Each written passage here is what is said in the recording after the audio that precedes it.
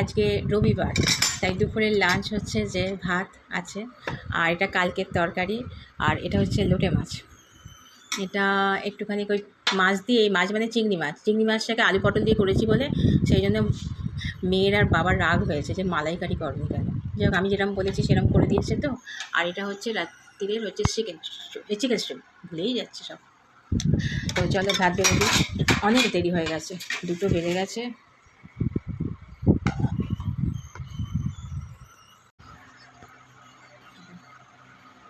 ভাত দেবো, ভাত, লোটে মাছ, আমার লোটে মাছ দিয়ে হয়ে যাবে, আর শশা।